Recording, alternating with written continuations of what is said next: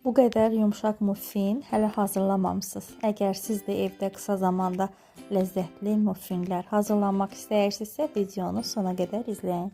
Əvvəlcə 5 yumurta və 300 qram şəkər tozunu yaxşıca mikserlə qarışdırırıq.